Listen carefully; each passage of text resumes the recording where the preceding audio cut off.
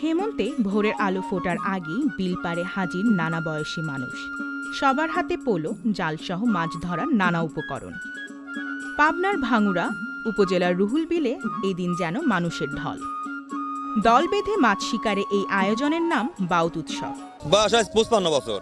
আমি 10 বছর বাচ্চার থেকে আমি এই বিলে মাছ মারা ধরছি, আসি এই বাউতে আসি। আর স্লিভারে ধরেন পাইলে মাছ মারিলে চলে যাই, মানে আসার 1 ঘন্টাও লাগে না মাছ এক পাইলে মাছ মারতে পারে। বছরে একটা দিন মাছ মারতে আসি, এটা একটা আনন্দ সবাই একসঙ্গে মাছটা মারা, পাই আর না পাই একটা বিলটা ঘুরে গেলাম।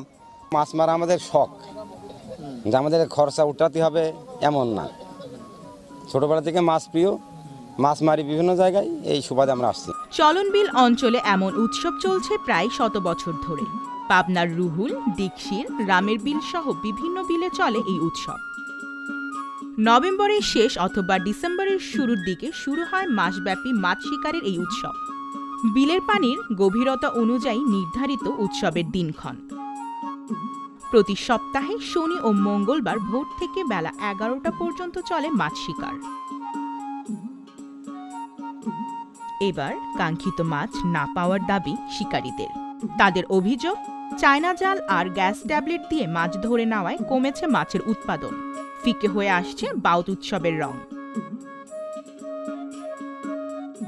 মাছ শিকারী ছাড়াও উৎসব দেখতে দেশের বিভিন্ন প্রান্ত থেকে ছুটে আসেন পর্যটকেরা। বড়দের পাশাপাশি মাছ শিকারে আসে শিশু কিশোরেরাও। এর আগেও আসছিলাম কিন্তু মাছ পাইনি, আজকে দেখি কি পাওয়া যায়। আমরা মাছ মজা করতে আসি এখানে। বিগত আমি 25 বছর যাবত মাছ মারতে আসি নেই, আমি সৌদি আরব ছিলাম। তো এবার শখে আসলাম যে দেখ মাছ পাবো, তো মাছে আসে দেখি কোনো মাছই নাই। আসে মানুষ সব হতাশ, হাজার লোক দেখেন চতুর্দিকে ছড়ানো আছে, কোনো মাছ নাই।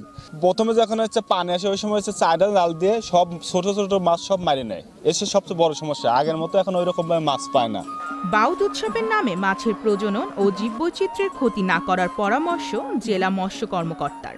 বাউত উৎসবের মধ্যে মাছ ধরা, এটা মাছের যথেষ্ট ক্ষতি হয় এবং আমাদের জীববৈচিত্র্যের ক্ষতি হয়, এবং এই ক্ষতিকর বিষয়টা যেন না হয়, মাছ যেন সমৃদ্ধ এবং জলজ বিভিন্ন জীববৈচিত্র্য যেন সমৃদ্ধ হয়, এই জন্য আমরা বিভিন্ন সময় উপজেলা মৎস্য দপ্তরের মাধ্যমে আমরা বিভিন্ন উপজেলাতে আমরা সচেতনমূলক সভা করি, বিভিন্ন লোকজনকে আমরা সচেতন করার চেষ্টা করি। মৎস্য শিকারী বা মৎস্য যারা আহরণ করে এবং জনপ্রতিনিধি এবং স্থানীয় প্রশাসন এবং আমরা জেলা প্রশাসনের মাধ্যমে এই কাজগুলো করে থাকি।